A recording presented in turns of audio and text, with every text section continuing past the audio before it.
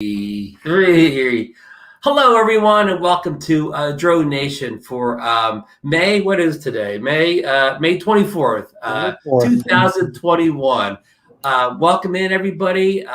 We got a lot of good topics tonight. We got a special guest on today for the first time, and it's Mr. Steve Coutts from up in we'll say warm Canada now, right, Steve? You're a little bit warmer up there. Yeah. The snow is long gone. Good. Yeah. So we're gonna do a big introduction with Steve, and of course Marcus. I said in the chat he may be a little late, but the real pro that he is arrived just in time for the show. but we're going to jump into the breaking news before we do our usual stuff. Marcus just got back from the field. FEMI, our beloved company FEMI, the company known for its Horizon issues on its drone, just issued a big firmware update that the lead fix was supposedly the Horizon issues. Marcus, what's your report from out in the field? Well, I took this guy, the FEMI X8 SC. This is the 2020 version as opposed to the 2018 version, and I did the update. And I don't remember the name of the number of that firmware update right off the top of my head. However, I'm going to say it's better, but it's not perfect. I just took it. There's a school grounds next door, and I hiked over there, and as usual fashion, and Steve, I'll bet you can appreciate this. When you're in a hurry is when things go wrong. Got out there, setting up my tripod, and one of the legs of the tripod broke. But anyway, that doesn't have anything to do with the drone. We got the drone up in the air. And I did a lot of really quick yaws with it, trying to induce that horizon tilt. And there is still a little bit of tilt. But I will say, for the most part, it is much better. While I was out there, it was kind of fortunate. A thunderstorm kind of came up and got some pretty heavy wind. And that also, I believe, affected the gimbal a little bit. And it had a fairly good tilt at that point. But as soon as the wind calmed down, it seemed to calm down again. But I will say there's no question in my mind it's better than what it was. And, you just have to applaud FEMI to keep working on it. I mean, clearly they know it's an issue, and clearly they're trying to alleviate it. So really fast, powerful drone. So the wind is not a problem for this guy. I wasn't worried at all about flying it in the wind. So, and if anybody needs the firmware number update, go to the DroneNation show. I didn't post it, but I know Matt Cunoff and several others posted the update today to DroneNation Facebook group, so you can find it there easily. And I'll give you guys good news if you don't know. In the updates on what I saw on DroneNation, they were saying it was for the FEMI, the FEMI Marcus had in his hand. But I did the update tonight on the FEMI Mini, and it took the same update too. So that'll be good news for all of us that had the crooked horizon issue with the new Mini. Hey, Ron, I also want to point out, I see Matt Cunoff is pointing out in the chat that if you do the 6-sided gimbal calibration, it helps. I don't know. I just did the normal software gimbal calibration. In fact, I did it before I went out for the flight, and halfway through my video or my flight, I landed it, did another gimbal calibration on the ground, flat, steady surface, and took off again. And it's greatly improved. So we may try what Matt suggests there and see if that helps as well. So anyway, that's our breaking news story for tonight, folks. Yeah. We'll have more in depth on the FEMI update when we've all had a chance to kind of put it through its paces in the next couple of days. But thanks to Marcus for going out and taking that initial test run. Yep, and I did the updates with the DJI Air 2S as well today, and I took it out and tried out some of that stuff. And I'm probably going to need some help from Steve. Because, Steve, I have never shot in D-Log before. I did some D-Log shooting today, so I'm gonna see if I can color grade it. We'll see what happens. I don't know. There you go. I've never actually owned a drone that has D-Log, so I don't know. Could be fun learning that. Hey. Yeah. Okay, well, let's kind of welcome our new guest tonight. We've never had Steve on the show before. I've had the pleasure of being on Bill Thomas's Coast to Coast Drones channel with him before, and I follow his YouTube channel. You know, Steve's a great photographer as well as a drone pilot. And Steve, you want to give us just a little background on where you're from and what you do and what you fly and. Yeah, well, I'm as Ron said at the beginning, I live up here in Canada. Here, I'm in a little small city called Trail in a province called British Columbia. That's on the western side of Canada. I was in Calgary for many years, but during the pandemic, we kind of headed out west to a smaller community. Yeah, as Ron said, I am a photographer. I've been flying drones since the Spark days back in 2017, and then it's kind of kept going from there.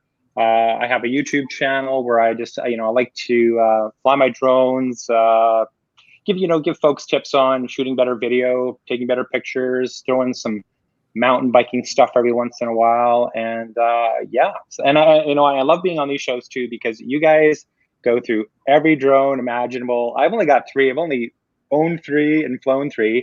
And you guys just go through top to bottom, zillions of drones, and I always learn something coming on these shows. So I love being here. So thanks for having me. Great having you on. And if anybody doesn't follow Steve's channel, they want to follow him, the link's in the description to the show, to Steve's channel. Also through Marcus's mine up there. I got to get more in the habit of putting the links to these channels in the description. But Steve, Steve, also in a lot of your videos, you and your wife both do quite a bit of outdoor hiking and adventures also, don't you? Oh yeah, absolutely. Like we it's we love just being outdoors, right? So if we're mountain biking or hiking or whatever, usually the drone is tagging along. Usually our dog Molly's with us as well. So when you're out there in some of these beautiful areas, you can't help but to take pictures and video and just kind of capture what you're seeing. And I think that was kind of a lot of the impetus starting the channel in the first place, is just sharing some of these beautiful places, right?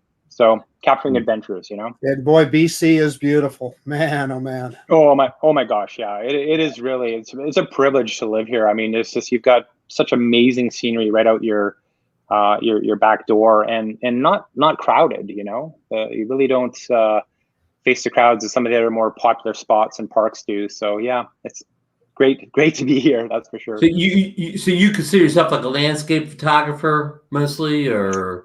I like to be, but I'm not very good, and I don't do it all the time.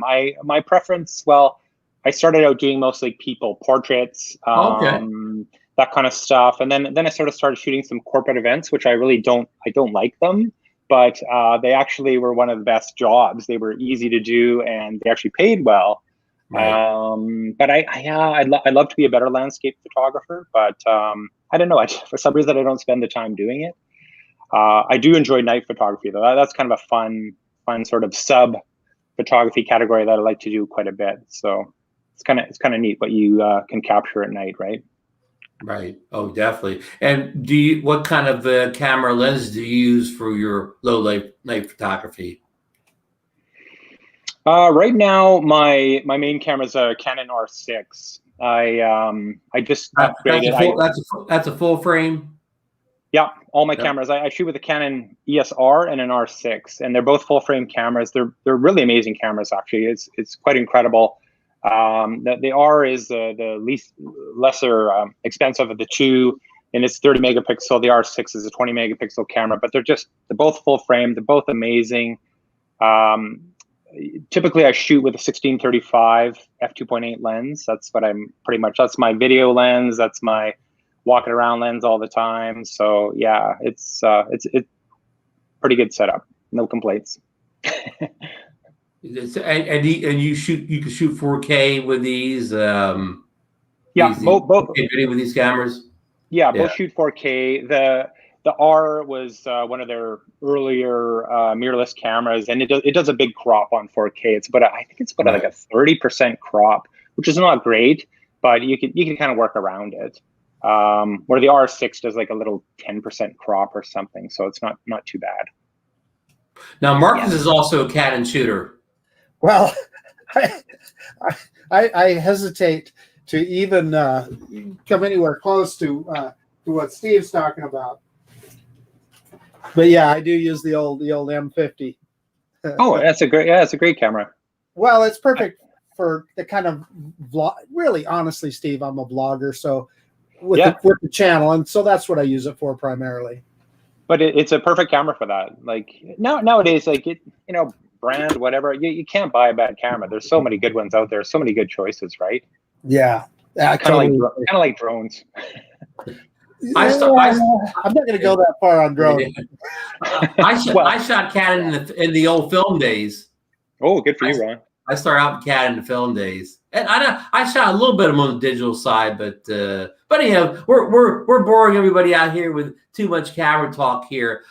Let's get on the drones, and I announced we're going to do the order here, but let's skip right to the sort of Marcus wanted to talk about. Steve did an excellent video a couple days ago on the DJI Fly app. They did an update to 1.4.2, and what this update did was I don't know what the good side of it, but the bad side was that it disabled the ability to charge your phone, and this is iOS only we're talking about here, Apple, from the controller. And I'm going to throw it over to Steve at this point. Steve, can you tell us more about what 1.42 did for the Mini, or well, I guess any Mini or Fly or Air 2S? Yeah, I mean, basically anybody flying, anybody using the DJI Fly app, the 1.4.2, it killed. Well, if you're an iOS user, it killed phone charging. Right? They got rid of the menu option to turn it on, and it was supposed to be automatic at that point. So it just automatically charge your phone like Android devices do. But that didn't work. So everybody was kind of left hanging there for, I think, took them about 4 or 5 days to realize it, I guess, and fix the mistake. But they just released, I think, I guess it's a day ago now. I didn't catch it at night when it was released, but 1.4.3, and that re-enabled the automatic charging for iOS devices. Still don't have an option. That's gone, but at least the charging is back, which is good. The option is probably gone forever then.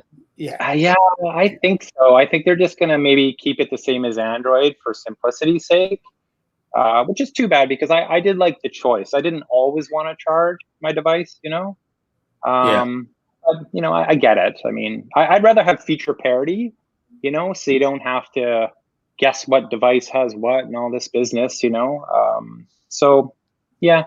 It's just it's funny that they broke it, and it wasn't even mentioned in the notes that they took the option away. I think if you're going to take something away from users, maybe you should tell them. I don't know. It's just my thought. But it's interesting, their notes, that the things that they talk about and the things that they don't talk about. Some of the things they choose to mention, you think are kind of minor, and then other things that they don't tell you, they'll just say a bug fix or whatever. But anyway, yeah. Steve, I went out this morning with the Air 2S to take a look at that Fly app update as well. And I did notice, just as you said, it charged my iPhone while I was flying it immediately. But then the other thing that it did with the Air 2S, well, I guess it was the previous version, I get the 4.2 version, the upward facing sensors on the Air 2S, it will measure the distance to the object that's above you, the obstacle that's above you, which is kind of handy because let's say, for instance, you're flying under a canopy of trees or something. At least you know how far you are under that canopy. So I took the Air 2S and I flew it underneath a picnic shelter, and it very accurately measured the distance to the top of the picnic shelter till I came out the other side there. So that was kind of cool. And then I'm sure, Steve, I don't know how big of a deal it is, but when you shoot in the flat profile, you can choose to have your FPV display in full color. This is on the Air 2S. Yeah, so that maybe that doesn't apply to the Mini too. I might be. No. No. Okay. No, I saw a video on that. I think that's, I mean, that's kind of that's kind of a handy feature. I think, you know, if you're shooting in log and you're seeing this really super flat profile, it might sort of make you think, you know, maybe your settings aren't correct or something, or maybe you got to muck with your exposure or white balance. I'd rather see a like a true color, you know, real-time view, even though I'm shooting in D-Log, like a very flat profile. That's me personally. I don't know how other people feel about that, but I think it's a good little feature they added there. Well, interestingly, you know, we were talking about that they took away that switch so you could switch back and forth of the charging. Well, they added a switch now so that you can, when you're shooting in the log profile, you can decide whether you want your FPV to look that flat log profile or in full color. So you get your choice. And this whole feature is a carryover from the Mavic 2 Pro. At one point, they released the same feature in there, you know, that allowed you to hit this button up top, and you did not have to look at the flat D-Log profile. It would recolorize it for you. But on a side note, Marcus, on the Air 2, I said maybe it's just me and maybe I'm doing something wrong. But when I hit that button and make it colorized, it over colorizes it. It makes it like the colors are just like ridiculously like super HDR. But when I get the you know, the video off the memory card and get in the computer's not oversaturated, so it's making the screen, for me anyways, I'm seeing it too saturated. It's more saturated than the video it's actually capturing. Well, now, Ron, I'm going to say this. Today we had pretty much an overcast day all day. In fact, there was a point that I was flying in a little bit of rain. So that could have affected what I saw as opposed to what you saw. Maybe it's something I'm doing in the settings, but I mean, when I turn that button on, it's overly vibrant. And again, none of this hurts you anything because nothing you see on the screen, except if you're doing a screen recording, none of that's going to come out in your final video when you take the memory card out and put it in the computer. This is all just to help. I mean, I totally agree with what both of you guys said. If it's this flat washed out D-Log, I don't think I'm getting good footage, you know. But my upper brain think, oh, Ron, you know, that has nothing to do with anything. But you know, that one part of my brain thinks, oh, I'm not getting any good footage here. Look how flat it is. Where, you know, but in the back of my mind, I know, oh no, this is, you know, this D-Log. I'm going to be able to go in and take my sliders and Final Cut, and I'm going to be able to look this nice. But you don't, you know. But when your eyes are seeing that, it mentally it's tough. Hey, Ron, so let me ask you. So do you just apply a LUT to a standard LUT when you're colorizing, or? I'm not one of those people. I very rarely use LUTs. I mostly get, and I'm gonna do a little video because we talked about this before. In Final Cut, I mostly just take the color wheels. I mostly color correct. I hardly ever LUT it or do anything. I just get in there and I just correct the three color wheels or whatever, shadows, contrast, and there's another one. What is the other, midtones or whatever. I just go in and I just correct those three, you know, to get it back to what I thought it looked like on site, or maybe even a little bit better. But I hardly ever do quote LUTs or where I'm doing any crazy stuff. I'm just and I'm scientifically using this barcode to keep the highlights below this line and, you know, the shadows above this line. So I mean, a lot of it's not just like me being an artist on a blank canvas. I'm using the computer readouts to help me get this tuned in. And of course, my eyes will override, you know, what the computer numbers are telling me at some points. But for mostly, I'm doing it basically scientifically looking at the bars and graphs. And I'm making it sound hard here, but it's not. I mean, what I'm telling you can learn to do in 5 minutes. Yeah, I love it, Ron. You're preaching to the choir here. You're a purist. Just those simple, basic adjustments. I love it. That's kind of me too. Yeah, well, you know, there's LUTs for, you know, just photos too, or whatever. I just rarely ever use a LUT for anything, photos or video. Yeah. I mean, it's kind of LUT mania out there. I do have I use a thing called what's it called, Color Finale Pro. And it's a color correcting package, and you can apply all these LUTs and stuff. And I do use it from time to time, but if I apply a LUT, like I'm like you, Ron, first I color correct to make sure my color looks good, make sure my exposures look good. So you want to start at a good baseline, and then I'll throw on top a LUT. But the LUT I put on, it's like I will take that opacity down to like 14%. Sometimes I'll get all crazy, I'll move that LUT, the opacity up to 16%, but I like a really light touch. I don't know. I don't want things too stylized, or maybe they lose, they kind of fall out of favor. People go, oh, that looks really 2021, or something, right? I like to stay kind of, just I color accuracy is more important to me. Even though I'm pretty much never happy with my color. Yeah. But yeah, so it's interesting. But a lot of people, I don't know, they do really magical things with LUTs, and I'm not knocking LUTs at all. Yeah, I'm not knocking LUTs at all. I'm just talking about my use case.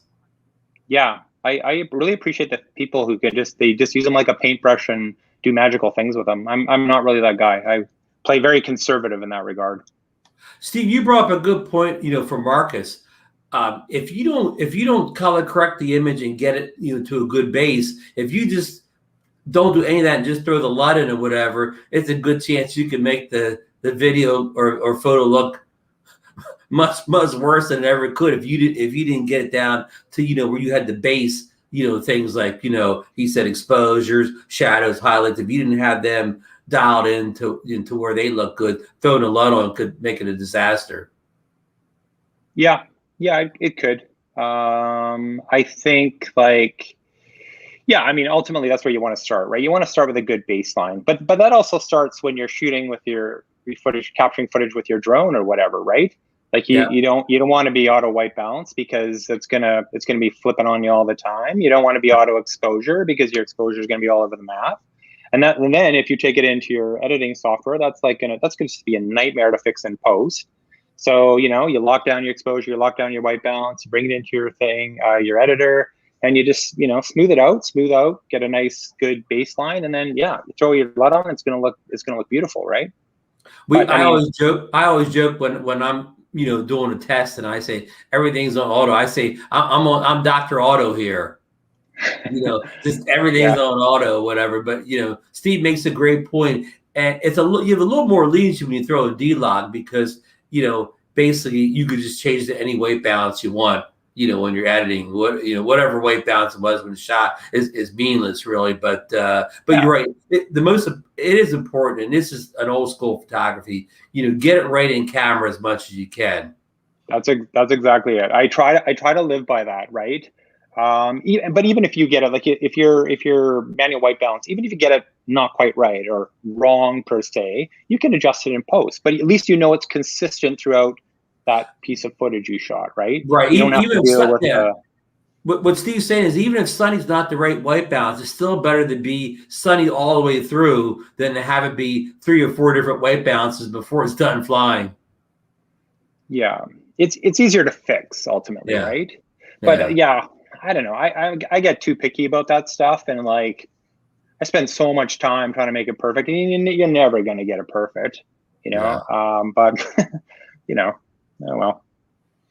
Yeah, that's one of the first things, Steve, that Ron taught me, was to lock down that white balance. Now, I still struggle a little bit with getting the correct EV settings. So my question is this. So, obviously the lighting changes as you're flying. You might be facing the sun 1 minute, and then you're going away from the sun the next minute, because obviously you're flying that camera around all over the place. Do you still suggest just setting the EV and leaving it for the whole flight, and then then doing the corrections in post? Or good question, Marcus. Good question. Well, that's kind of a tricky one to answer. So are you full manual exposure, or are you staying in auto and you lock it down, but you just use your exposure value? I would be in auto, and then just with the exposure value wheel.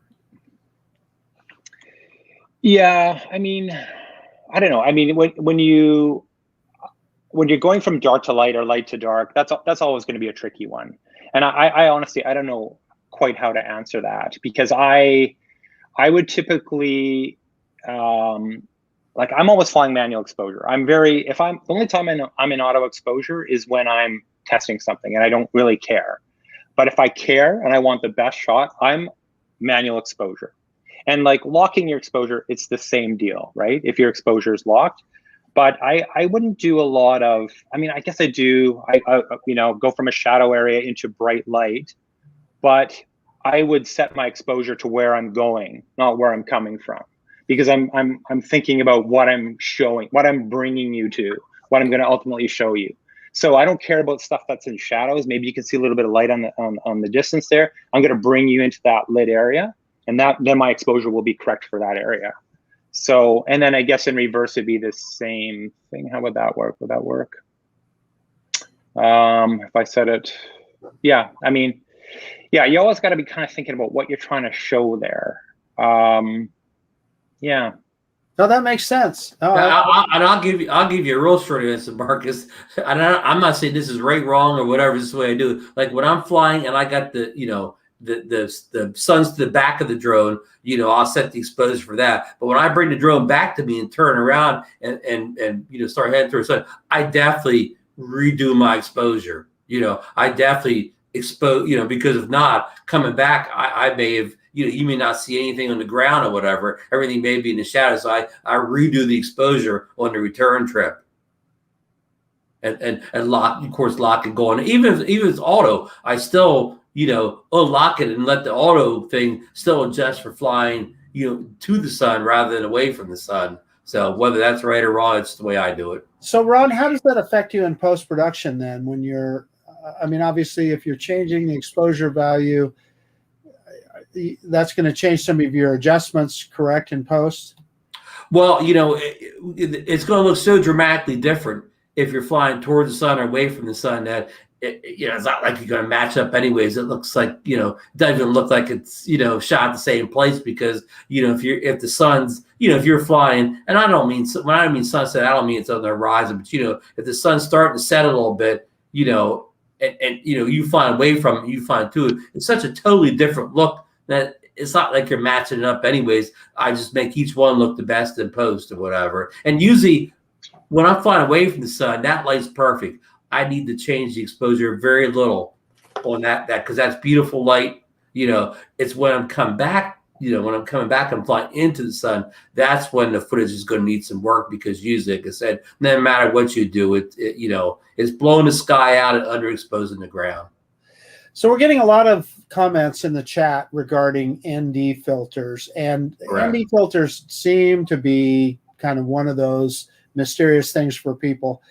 Now, you guys correct me if I'm wrong. The only real reason to use a neutral density filter is to slow down the shutter speed to get the natural motion blur. And I'm just talking about video, by the way, not pictures, but get the natural motion blur in your picture, right? There's really no good reason to use an ND filter other than that.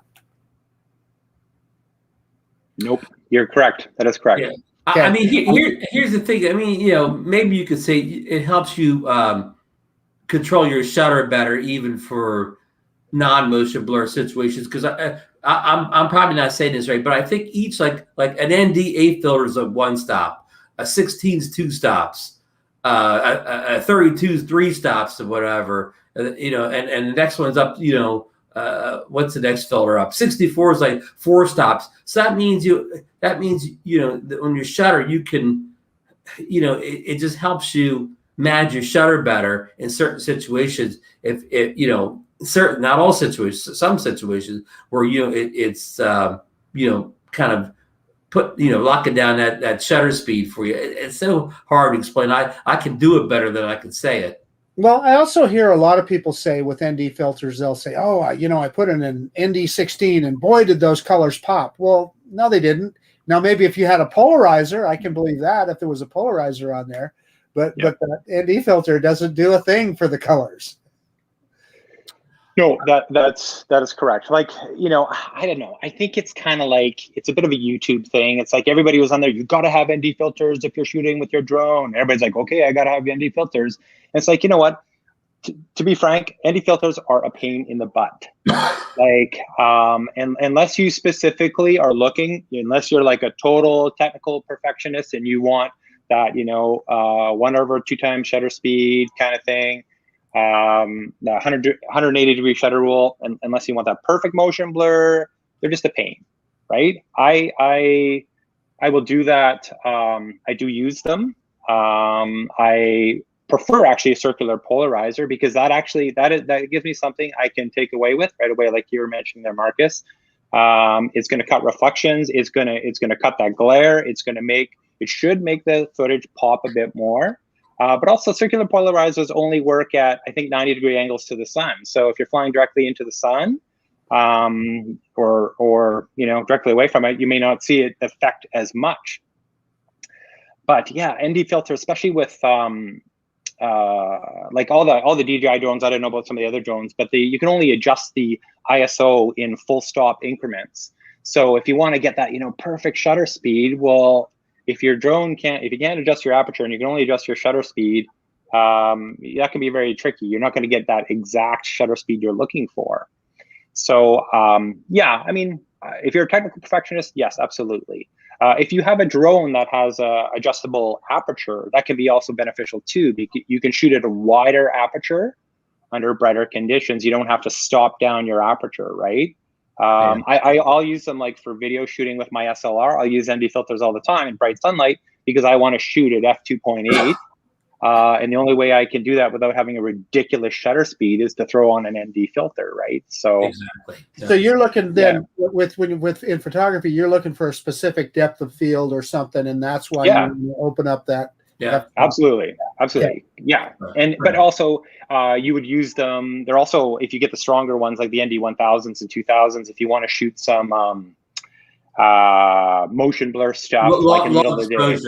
Long exposure stuff. Yeah, that's the word I was looking for. Yeah. If you want to do that in the middle of the day, you need like an ND 1000 or 2000, and that's actually pretty fantastic. You can get some fantastic stuff with those guys, right? But those are like, I think 10 and 11 stops. Yeah, like crazy dark. In my old photography days, like the first time I ever used one of those, like that type of filter was a waterfall. To get that that kind of blurry look of the waterfall, whatever. With that extreme ND filter. And Freewell sent me this all-day 8-pack for the Air 2S, and it has the ND 1000 and the ND 2000. Oh, it's awesome. Yeah, those are that's great. Exactly what I was thinking of is finding some moving water and just experimenting around and just see what it looks like if I. Absolutely, absolutely. Get something with a bit of rapids in there and stuff, so you get that really blurry, frothy effect. It just smooths it out.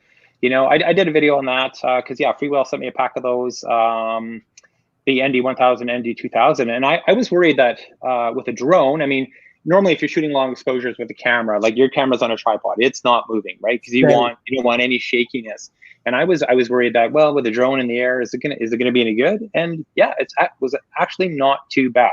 You have to take a lot of shots because 8 out of 10 are going to be a little bit too blurry for you. But if in that half second to sometimes even up to 2 seconds, it's not too bad, right? You don't get a ton of keepers, but you can get that blurry water effect, and or blurred out cars or traffic or people moving, something like that. So it's pretty cool. Yeah, just something different to try, and then like you said, in certain situations, it might add to whatever you're trying to show in your video. Yeah. All right, folks. Well, let's get off the ND train here. That show we'll still be, the show will end, and we'll still be talking about ND filters. It's like going down a rat hole sometime. One more wrap up on the DJI Fly update. It also mentions in there. It says it fixes the broken charging, but it also says for the FPV drone it has an integration guide. I know Mark's I don't have the FPV drone. Steve, you don't have the DJI FPV drone, do you? Oh, I would crash that 10 seconds after I bought it and then destroy it. Like I'm a terrible pilot. Let's be honest. Oh, baloney, Steve. I've seen your videos. You're not a terrible pilot. Only because I go really slow. I do remember the one though with the Spark though, where you were you backing it up or going? I think you were over some water and it. Anyway, well, that's an old. It's an old. The one under the bridge. Under the bridge. Yeah. That wasn't my worst crash. Yeah, but don't you ever tell me that you're not a great pilot, because I've seen your work. So we'll just leave that at that. So anyway, we don't have any information on the drone integration guy, but if anybody has anything, you post it over in the DroneNation Facebook group. A couple guys out there had the FPV drone. I know Lon has it, and a couple other guys out there. Hey, welcome, Barry. Barry Markowitz is joining us from Barry, yeah, from out in the Hawaii and the Outer Islands out there in the Pacific. In Hawaii, nice. Marcus, I didn't get around to, but Barry sent us some beautiful pictures that he took. I think, was it 2014, of some of the early DJI drones. I want to get them on the show, but I got to get them set up and ready. But very good. We'll be getting them up soon, Barry. I'll let you know what show we're going to put them on. Just a quick show note here before we forget. Next week's Memorial Day in the U.S. here. It's the last Monday in May, and it's to commemorate, the veterans who have served in all the armed forces in the U.S., going all the way back to the beginning. So we'll be taking the show off next week. It won't be a live DroneNation show. It may be something in the feed, but we will not have the regular live show next Monday. But we'll be back in 2 weeks with the regular show. So everybody just enjoy, spending time with family and relatives. And in the U.S., they usually do barbecuing and cookouts and family gatherings and whatnot. So, and with the COVID kind of on the run here, we can get back to normal with those type of activities that we couldn't do last year. And now to get off my soapbox here and get back to this show here, I'm going to throw this next one at Marcus here, since he's been covering this story a little bit closer than I have. Just a couple of days ago, DJI announced that their affiliate program would be suspended on May 26th for, I believe the word was maintenance or such. Yeah. Marcus, can you take the story away? I'm a little confused on it. Yeah. So what they said is that they are, I don't know if they said reevaluating. I'm trying to remember the exact terminology that they used, but basically after the 26th of this month, any affiliate links that you have for DJI are no longer effective, and you won't get any kind of a spiff or commission off of them. Now, then they also said that by the 30th of June, if you have any money remaining in your affiliate account, you need to transfer it over to your DJI store account. Otherwise, it's a use it or lose it thing. Well, if you don't transfer it, you'll lose it. So that's important. Now, that's one thing for somebody like me that's just kind of casual, and yeah, it may get me a couple $100 off a new DJI drone that I buy from time to time. But there are some much larger YouTube creators out there that I suspect it's probably a pretty important revenue stream for them. And the way that works is DJI, you have to achieve a certain level before they actually cash you out on that revenue stream.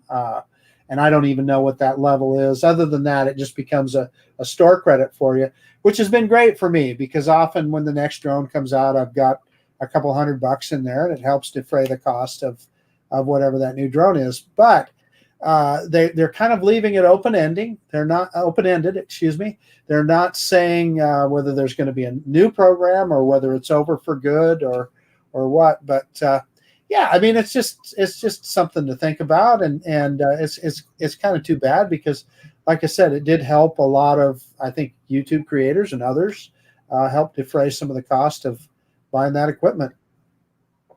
I want to shoot in there. Lauren let us know it's Happy Victoria Day in Canada today, so we want to send that out for our Canadian fans. And we had Steve on the show here tonight, so Happy Victoria Day. Queen Victoria's birthday. There we go. Okay. Now, Steve, are you part of this DJI affiliate program where you put links into your mini videos?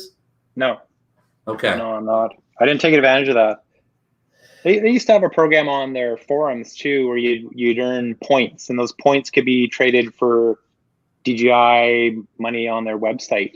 And that's gone away. That went away, geez, I don't know, probably like 6 months, a year ago or something. So who knows? Maybe they're just cutting costs, eh? Well, that's kind of my suspicion, is that they probably have kind of figured out that it was money that they didn't really need to spend, right?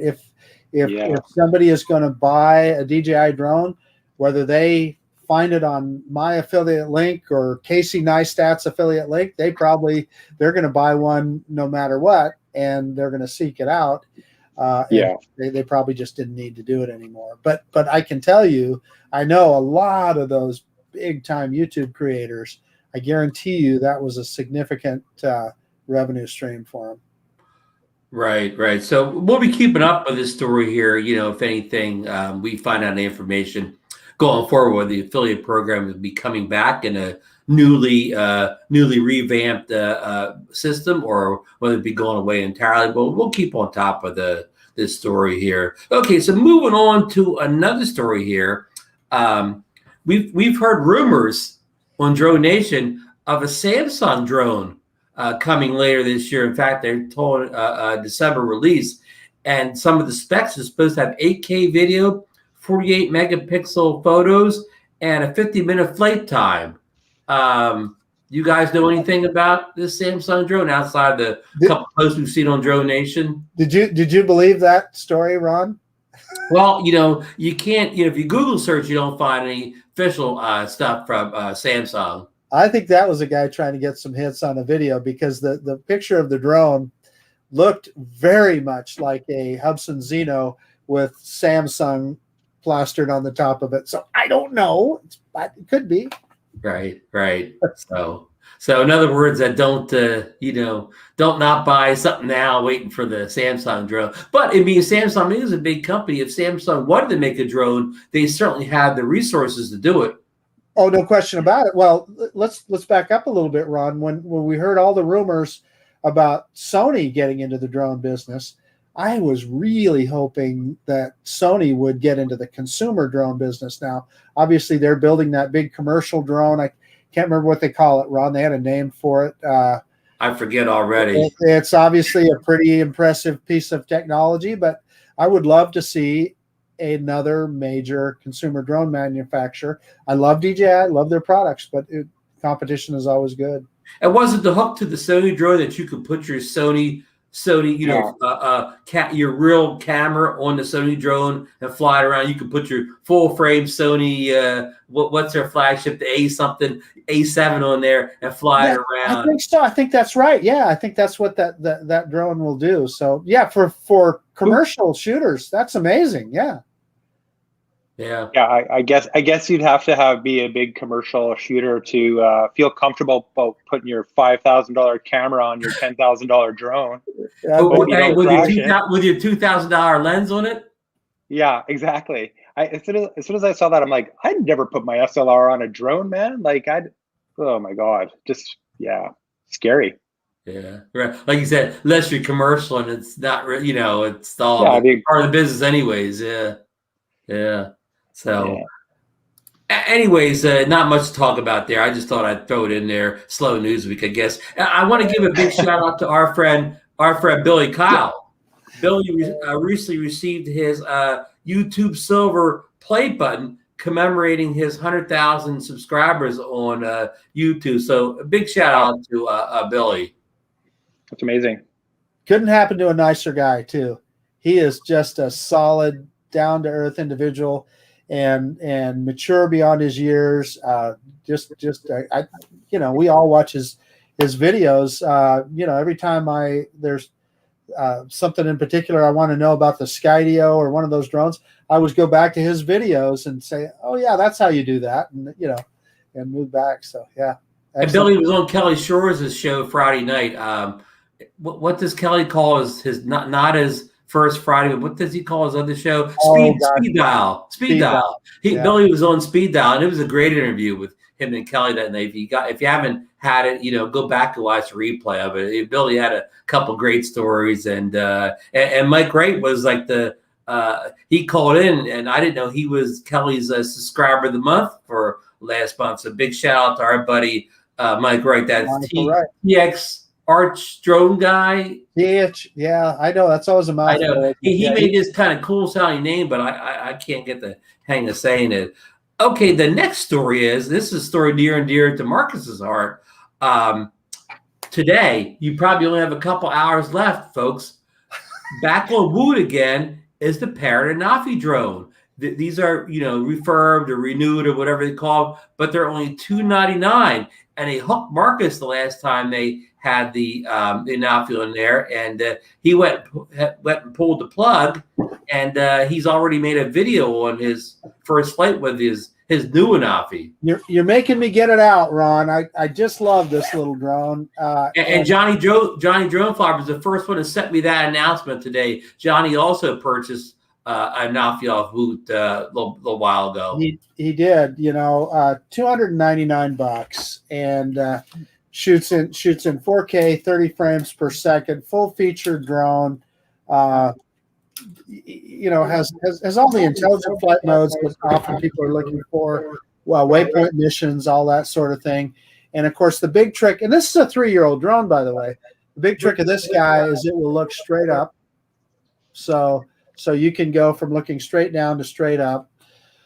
And still the only consumer drone that had that feature. That I'm aware of. Yeah, totally agree. Consumer drone. I'm not saying there's not some $10,000 drone that can't do it, but and everybody's enamored with all the new mini drones that are coming out from Hubsan, Fimi, etc. And of course, the king of the hill is the DJI Mini.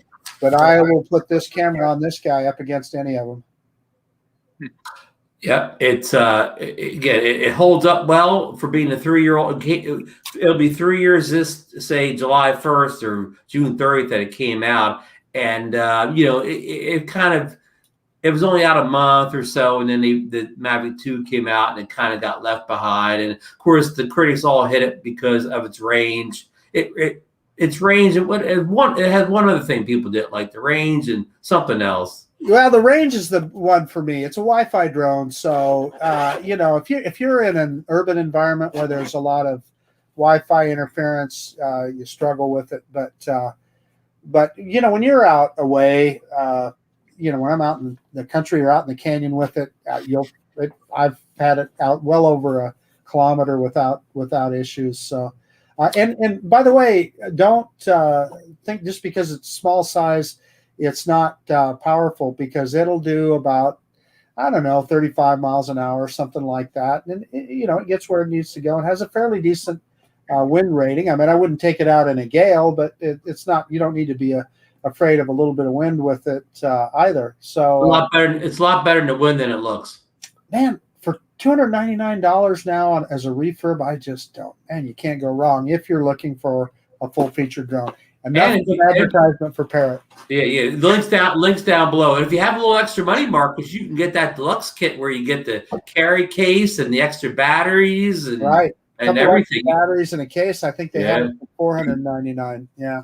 Yeah, believe me, if you're a park flyer, or actually, if you just want to get real nice photos and videos, it takes D-Log, it takes raw photos. I mean, if you're mostly just a photographer and videographer, and you're not really concerned about going anywhere except right around you, it's got it all. Long before DJI ever heard of spotlight mode, this has what they call cameraman mode on it, and will do the same thing. So it will keep that camera pointed right at whatever the point of interest that you select, and then you can fly the drone however you wish, and it will keep that point of interest in center of frame, so that you're not having to adjust the gimbal at the same time you're flying the drone.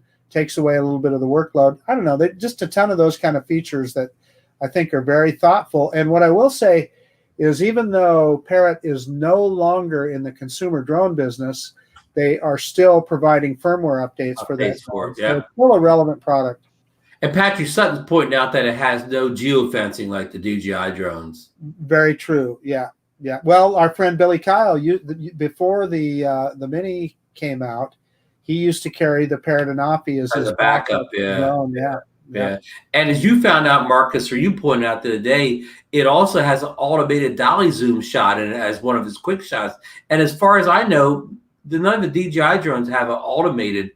And I can't do it manually. A dolly zoom or whatever, right?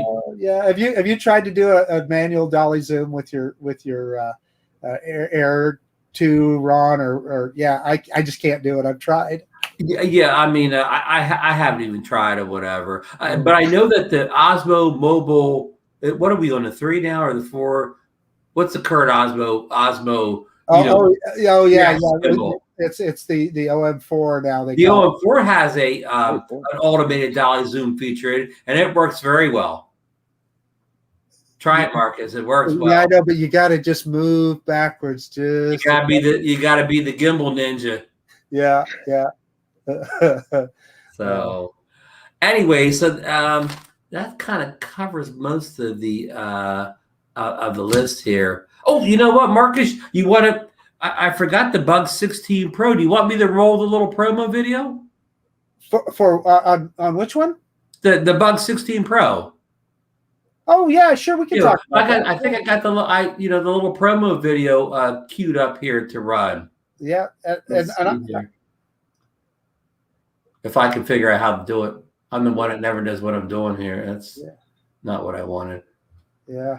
So what he's talking about? Talk why I mess around with this. Yeah. What he's talking about, Steve, is there's a company called MJX that they build.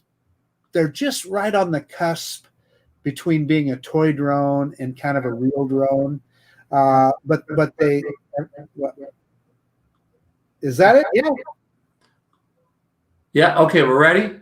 Shoot. You want to finish your introduction, Marcus?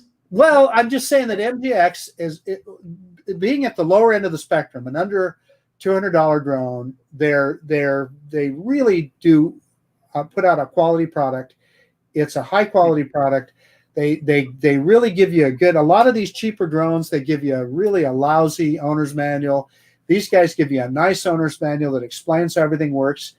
The biggest thing I'll say for MJX is their products work as advertised, which is different than a lot of drones in that same category. So roll it, Ron. Now, one little note here. This is not another 250 gram mini drone. This is not in that category. So let me roll this video here.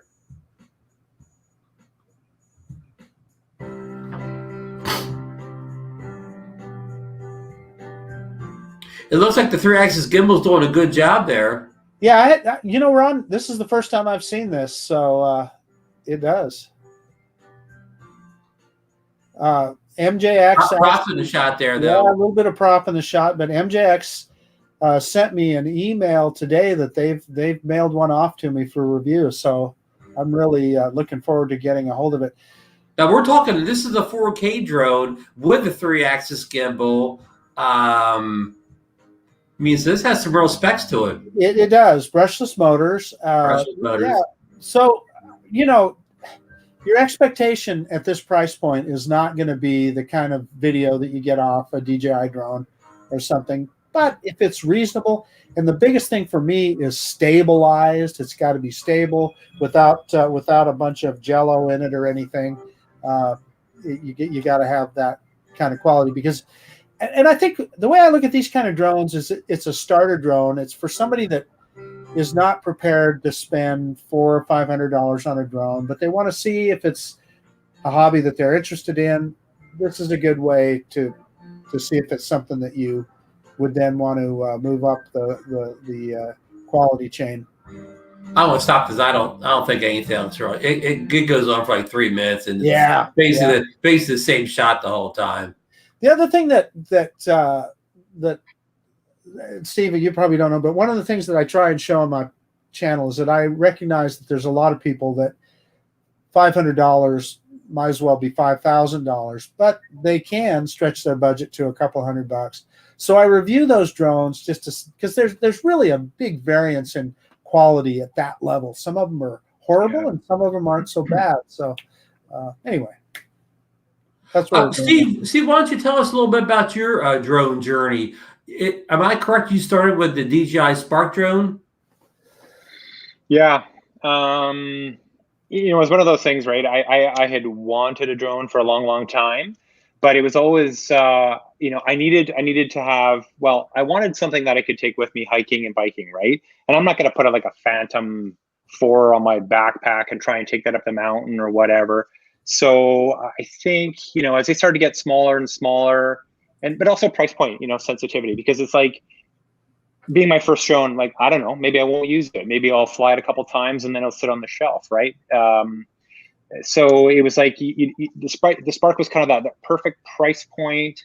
I think it was about $1,000 Canadian or something at the time for the combo, and it was small enough that I could take everywhere. And so that kind of got me hooked. And then yeah, I took it on all sorts of hiking and biking adventures, and you know, off we went, right? And then then Mini 2. So yeah. So you currently have the DJI Mini 2, which is kind of a pretty good step up from either the Mini 1 or the Spark. Yeah, well, I mean, I was waiting for the Spark. I outgrew that. Within a couple of years, I felt my skills are good enough, and I wanted more, right? I wanted maybe 4K and some more features and just kind of a big boy drone, even though the Spark was like amazing. Like it was like, I don't know, ahead of its time, it seemed like. But I was waiting for the Air 2. But then they dropped the Mini, and I'm like, that sub 250, like especially in Canada, a sub 250 in Canada is basically no rules. There's one rule: don't be an idiot, and you can do pretty much anything you want. I mean, there are some other things for certain jurisdictions, but it's pretty easy to fly. You don't need to be a pilot. You don't have to get your pilot's license, or you don't have to register it, all that business, right? So it was just so I don't have to worry about doing maintenance logs or flight logs. It makes it so much easier just to get out there and shoot quickly with a sub 250, right? No friction, right? So once I did that Mini, I kind of got hooked on it was just easy. I didn't have to worry about that other stuff. So Mini 2, it's like, well, okay. I wasn't expecting the Mini 2 so quickly after Mini. Frankly, I think the Mini 2 should have been the original Mini, but here we are. So my next drone will probably be, I'm lusting after that 1-inch sensor on the Air 2S, but I'm like, Mini 3 is probably at this point 8 months away or less, maybe. So who knows? But well, to your point, the video that you've proven it in what you produced. The video that came off of the original Mini was damn good, and then the Mini 2 is even better. So for honestly, for somebody like me, just an amateur, really, that Mini 2 probably is as good a quality video as anybody needs. Now, I'm a drone nerd, so I got the Air 2S just to say I have a drone with a 1-inch sensor. But for a guy like me, I don't know that it does that much. I'll be honest with you. Yeah, well, the thing is, when I was flying, it's kind of like when I first got started with photography, right? You always see these guys, they got a camera that's a couple models above the one you have, and they're taking these amazing things. And you think, well, if I just had that camera, my pictures would be as good. No, they won't. It's not the camera. It's what you can do. And but the flip side of that is there'll be a guy with the same camera I have, and he's taking way better pictures than me. So like, and same goes. Like there's guys, when I first started flying my Spark, there was a couple guys that were flying Sparks, and they were shooting amazing stuff. Like I was blown away, and I'm shooting some stupid little, I don't know, whatever. So it's not all about the tool. It's how you use that tool, right? And so even as you say, Marcus, the Mini or the Mini 2, like they do great stuff. The Mini 2.7K, I've pushed that up to 4K, up-res it to 4K, and it's pretty much indistinguishable from the Mini 2's 4K. Like it looks good. You can pixel peep the heck of it all day long, and maybe, well, it's not quite as good. It's good. And after YouTube gets a hold of your video and compresses the heck out of it anyhow, it's going to be just fine. Yeah. So. Yeah, it's easy. It's easy. I get caught in that trap too. I want the latest and greatest. I want to upgrade. But yeah, I don't know. I'm quite happy with the Mini 2. That's for sure. But I was happy with my Spark and my Mini. Well, yeah, I hear you. When the Mini 2 came out, I thought, well, gosh, what are they doing that for? The Mini was so good as it was. But you, Steve, pointed out one of the things with the original Mini. You were the first one, I think, that showed the high altitude issues and the cold weather issues with the prop, where it would unintended or uncommanded descent. Yeah, well, it wasn't cold. It had nothing to do with cold. A lot of people are speculating because I was flying at -4 degrees Celsius that day, and I think it's limited 0 degrees Celsius. But it turned out that when I started going through old log files, I had bad props right out of the box. I was getting errors in my logs that I never noticed unless you pull those logs, put them on airdata.com or something. Right. But the problem seemed to get worse over time. And then eventually it culminated in my drone just like dropping 20 feet out of the air and skipping off the ground because it couldn't keep enough lift. Once I figured out it was props that were the issue, I changed just no chances, just replace all the props. Never had that issue again. I've never replaced my mini props from that day. I'm still flying on the same props and they're doing just fine. But I think people start to learn that maybe the mini was a bit underpowered and maybe some props came out of the factory bad. I don't know. I didn't pursue it after I changed the props to fix the problem. I'm good. You're good. Mark, you had the prop issue too with the case, right? On the mini one. The way that yeah. I mean, was that proven? Like a lot of people speculated it was the case, how they were sitting in there. I mash mine in the back of my Camelback and take it on mountain bike rides. I always kept it in the stupid little, I bought that little, what do you call that thing? The prop holder thing. Yeah. You know, I don't know. My mini's been through all sorts of stuff. And so I don't know, but you think it was the case? The only reason I gave that any credence, Steve, is because they had very specific instructions in the case on how they wanted you to set those props before you put it in there. And that's the only reason I gave that any credence or any thought to it at all. But I have to say, my experience was the same as yours. I had an issue. I switched out the props and it was fine after that. I never had another issue. So yeah. And certainly the Mini 2 doesn't seem to have those problems whatsoever. Nothing. I was just taking a picture of it this morning for a post on my YouTube page, and I noticed I got a big chunk out of the one corner of my props, and I'm like, "Ooh, I better change that." But yeah, it flies fine. But on a Mini, like, oh my gosh, you got anything wrong with those props? The thing's gonna fall out of the air. So, but I do think it was a bit underpowered, right? I think that's maybe where the flaw was in combination with some finicky props. You know, I mean those mini ones were so, you press on them and like they're so flexy and so like paper thin. The Mini 2s they're still paper thin, but they're a stiffer material. Yeah. The Anafi used to have real thin props on it also. Hey, look who we got here, Marcus. Sean I's doing this, and look at his comment. He's the man who invented the term drunk horizon. We're all saying in the chat in reference to the, the Bug 16 video. Yeah. Sean is a guy that he is stress test that Mini probably more than, he lives at about an altitude of about 7,000 feet in Colorado. And I think he's taken it up as high as like 11,000 feet and blown it. But he also has a video where he's literally shoveling snow over the top of the drone while it's flying. And you know what? It did just fine. And he termed the coin drunk horizon. I don't know in what drone or what video, but he coined it. He said after all these years. That tilted horizon, yeah. Phoebe should have bought that term off of him. Yeah. They called it a teacher. Femi owns that problem, so there you go. Oh, hey, well, keep it on with the Mini here, Steve. There's rumors, and Bill Thomas may have some information about this on Wednesday's show. Where I tuned into Coast to Coast Drones this week because there's a couple big stars going to be on the Support Your Challenge show this week, so don't miss it. 8:30 p.m. Eastern Standard Time. You're going to hear the best list of channels you've ever heard in your life this Wednesday. But sorry for the shameless plug. But anyhow, Bill's speculating that we're going to see a Mini 3 a lot earlier this year than we usually do. Usually the drone gets released, beginning of November or whatever, end of October. It ships like about the middle of the month. But it's speculation here the Mini 3 may arrive maybe this summer. That's a bold prediction. That's bold.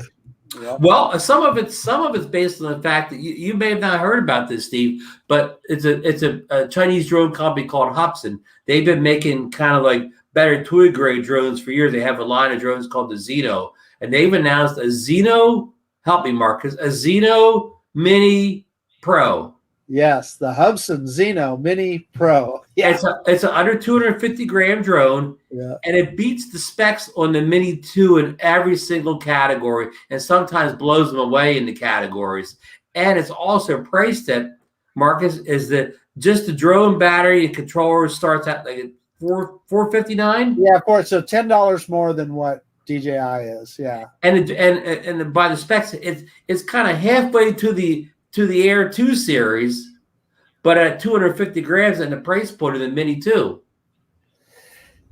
yeah. Like it has features such as one of Marcus's favorite. What's the tracking feature, Marcus, you love so much? You draw the box and tracks things. Well, I like on DJI drones. I really like that spotlight. Active track. It has its own version of active track, and point of interest orbiting, waypoints. It has numerous automated features, but the big thing is it's got that 40-minute flight time they're claiming, and it has a bigger sensor, it's like 3/4 of a 1-inch sensor camera on it, and we forgot to mention obstacle avoidance. OA on there as well. Yeah, front facing OA, right? So this drone on their website, it says it says shipping June 10th. So we don't know if that's shipping some far corner of the world, and it'll be here 2 months later or what. But it says shipping on the 10th, and if you look at the ad, it really looks like the Wonder Drone.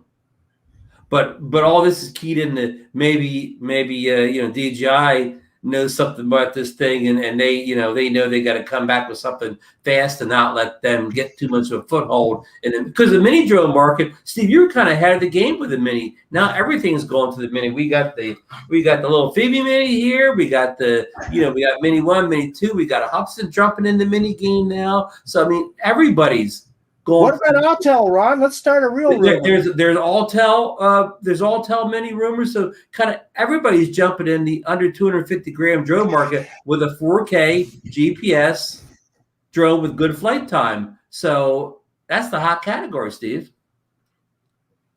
Yeah, I mean that to me it makes sense. Like, you're trying to capture more of a consumer market. You can get a cheaper drone that can get more people into the market, less restrictions in a lot of countries.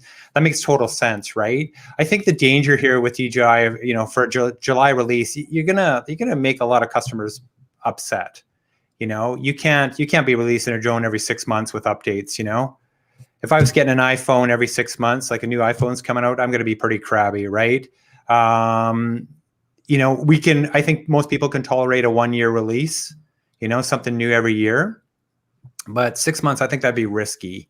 I do think DJI has got some plans with the Mini 2 with they got that goofy LED sensor in the front. Like, I think that's a placeholder.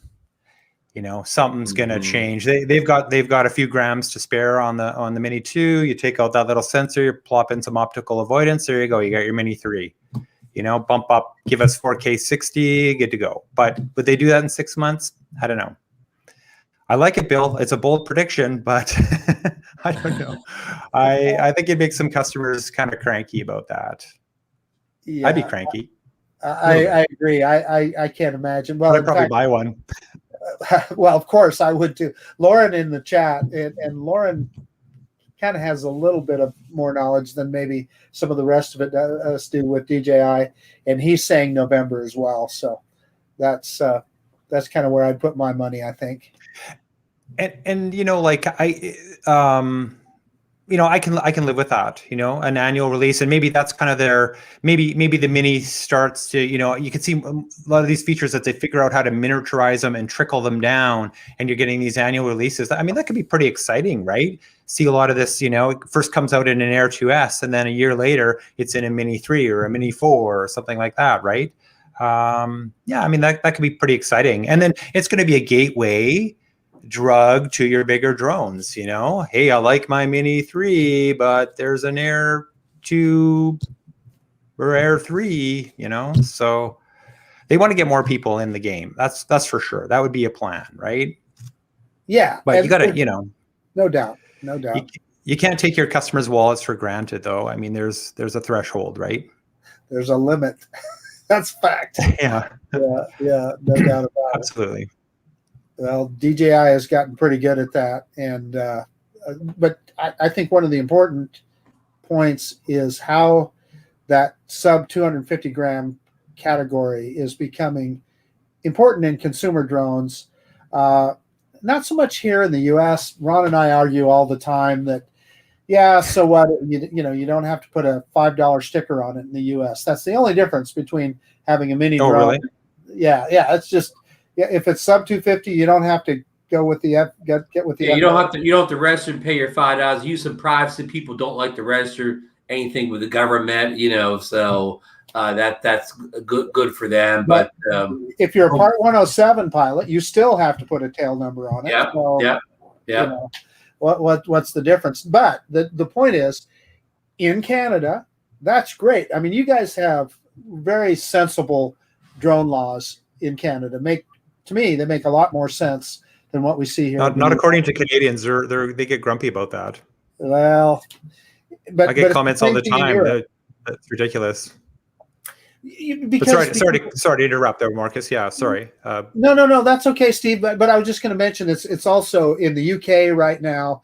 There's so many more things they can do with a sub 250 gram drone. Same thing in Europe, and I suspect it's probably similar in other parts of the world. But so I'm interested to hear then, Steve, about Canada. So that there's a couple levels above that, right? Of drone licenses in Canada. Yeah, it's basically basic and advanced. That's it. Okay. And the basic certification is what I have. So that allows me to fly a drone between 250 grams and up to and including 25 kilograms, which is kind of crazy. But I'm restricted on airspace. And then I think the thing I hate the most is like you actually have to keep maintenance logs. So if I replace a propeller, I should write this in my maintenance log. You have to keep flight logs like a pilot would. I flew here this time, this day, this was the weather, these are the people that were there. I mean, they have, it's pretty much like flying an aircraft. It's kind of crazy. It's okay. I mean, I guess you deal with it if you really want to fly. But then the next level up is the advanced, and the advanced allows you to fly in restricted airspace. But you literally have to you're communicating with traffic control. It's a much more difficult test, and you would be like, on the phone saying, I'm going to be flying here, traffic control, is that okay? Blah, blah, blah, this kind of stuff. And like that just seems super intimidating to me. And yeah, I don't know. Not a lot of people do it, I guess. I've known a few folks that have got their advanced license. It's pretty detailed, pretty intense, right? But yeah, so sub 250, pretty much total freedom. Why wouldn't you? Yeah, of course. Now, I'm kind of interested in what you said about having to get the approvals to fly in restricted airspace. One of the things I will say, in the U.S. now, they have what they call the LANC system. Some people call it LANC. I pronounce it LANC, LANCC, or is it LAANC? Anyway, it's authorization, and you literally do it on your phone. In other words, you can be in restricted airspace, and you can get authorization to fly there on your phone. Now, they'll restrict your altitude depending on how close you are to an airport or whatever it is. And of course, there's still places that you just absolutely cannot fly. But they have simplified it in that regard, that if you want to do it, you can, and you don't have to jump through a lot of hoops to get it done. Marcus, I want to interject real fast. Sean, you kind of undersold the Mini 2. Sean says the Mini 2 kills it at 13,600 feet above sea level. Yeah, he corrected me. He lives at 9,300 feet. I said 7,000. We're underselling. Sean lives at the top of the world, folks. Yeah, he lives at 9,300 feet, and then he's flown the Mini 2 at 13,600. So hey, there you go. Battle tested. Wow. Yeah. That's crazy. I was always in awe watching YouTube videos where all my American friends are flying, seeming like they're flying everywhere. They're flying in downtown metropolises, like these big cities. And I'm like, I'm not allowed to do that in Canada, even with the sub 250. Like most major city centers, I cannot fly downtown. There's usually some bylaws that you would be breaking by flying in those areas. And you guys, I don't know if I'm correct on this, but I would see guys flying in crazy places in the US, and I'm like, what the heck? So with that, a Part 1, are you? Yeah, I'll explain that. So with a Part 107 license in a city, you can, if you're within 400 feet of a skyscraper, say, you can fly within 400 feet of that skyscraper and up to 200 feet above it. So, if that thing went up 1,200 feet, you could go up 1,400 feet. And I think the thought is there's not going to be an aircraft within 400 feet of that skyscraper, right? Oh, yeah, absolutely. Yeah. Now, but of course, to your point, they can, cities and parks and whatever, they can restrict you from taking off. They can say, hey, no drones. You cannot launch your drone from this park or this part of the city or whatever. But what they can't control is the airspace. Only the FAA controls the airspace, the federal. Oh, okay. So you're saying it's different in Canada. A city could more than just tell you not to take off there. They could tell you, no, you cannot fly through our airspace. Yeah. Like, I mean, I up until last year, I was living in Calgary, Alberta, and they had specific bylaws for drones, and basically you could not fly over a city street. If you fly over a city street, it is a mandatory court appearance. Poof. I mean, of course, you'd have to get caught. And same goes for anywhere in the city, any park space with the drone above 250 grams, you could not fly there either. That's a $100 fine, which is not so bad. That's a dog off leash fine. But sub 250s, they would allow you could fly them over certain park spaces, not natural parks, but like a Ball Diamond or something like that, a city park. You still couldn't fly them over the street, so that was still restricted. But that would vary from city to that can vary from city to city in Canada, and province to province too. So. Yeah, Lauren Donauer's in the chat, and he lives in Calgary, and I know because I've seen his videos. He flies in downtown Calgary all the time. And let's see, so yeah, I don't know. I have flown.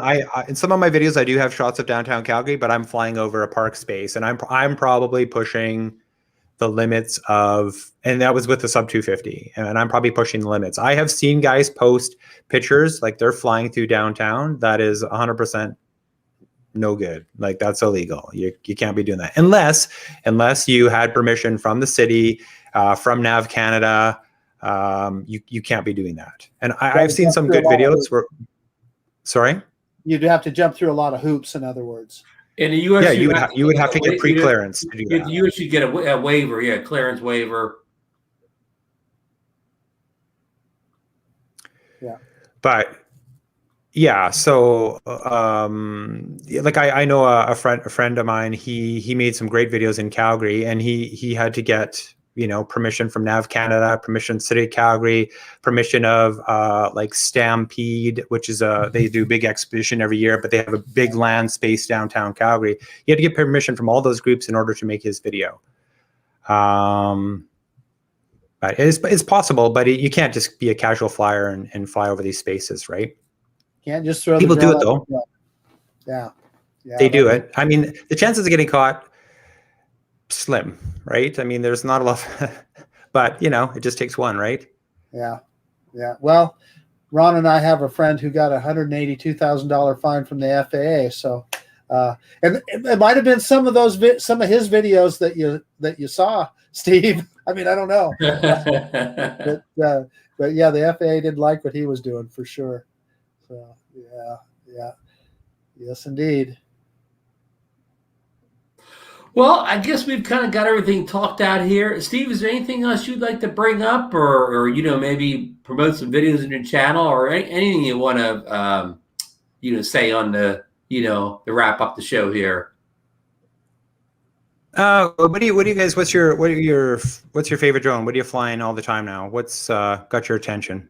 Boy, Marcus and I are Either of you. Yes, because we got everything. But I don't speak for Marcus, but we're flying the Air 2S a lot now because of the one sensor camera on it. A lot of people have never had a one sensor camera before, like Marcus. So it's a really nice thing to have if you're Steve, you're a full frame down in camera, so you appreciate a larger sensor size. So even though one sensor is far from being a full sensor, when you're coming from a small sensor, it really is a big deal. And of course, a lot of us guys, the people that were lucky to get in early, are flying the little Phoebe Mini, which again is a rival to the DJI Mini 2 series, with much more advanced features than the DJI Mini 2. You're not saying that's your favorite drone, are you, Ron?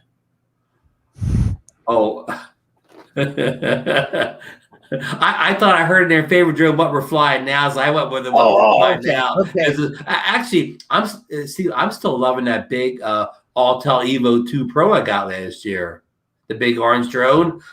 I kind of really like the camera on that thing. Yeah. Marcus, you got some favorites? Yeah. So listen. This is going to be really easy. So I've got a big pile of drones back here, and everybody knows pretty much I love them all for one reason or another. You hear me extolling the virtues of the Parrot Anafi and the minis, et cetera, et cetera. But if I had to just have one drone, if somebody walked in and said, Marcus, you can only have one drone, I wouldn't even have to think about it for a second. The DJI Air 2S is just such a phenomenal piece of technology.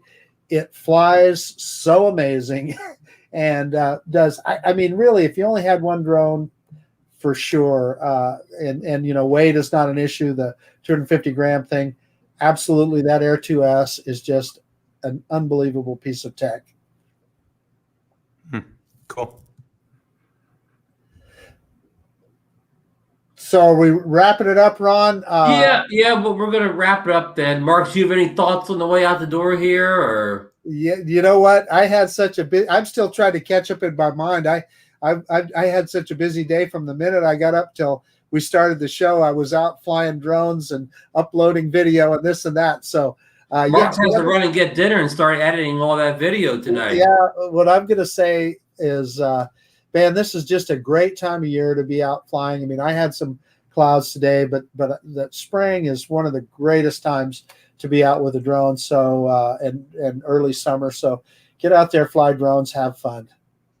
They all seem like long winters when you're a drone flyer, right? You think, when's this winter ever going to get over so I can, I can fly my drone more than once a week or whatever. But everybody, thanks for joining us tonight. I really want to give a special thanks for Steve for coming on tonight. This is the first time the show, but Steve, we'd love to have you back again in the future. It was, we had a great conversation tonight. We touched on a lot of subjects, and thanks for clarifying that whole Fly app 1.4.2 and 1.4.3 release or whatever. I think that really helps people understand, what happened in a short amount of time, because a lot of people were confused this morning when the iOS update came out and had the same log notes as the one that came out last week. Yeah, weird. So yeah, and, thanks for having me on, guys. I like chatting with you, and I always learn something. You guys teach me something every time. Great. And folks, remember, we won't be on next week. It's a Memorial Day holiday, commemorating and, all the veterans who served. I saw we had Captain Ray Kelly in here tonight, who's a veteran. I'm sure we have many other people in here with veterans too, but I know Captain Reyes, and I'm going to shout him out and anybody else in here. Oh, JC Fly, I know is a veteran, so I'm probably missing more people, so I don't want to insult anybody, but have a great holiday. We'll be back in 2 weeks. Get out there and fly safe. Like Marcus said, enjoy this good weather. Good night, everyone. Bye-bye.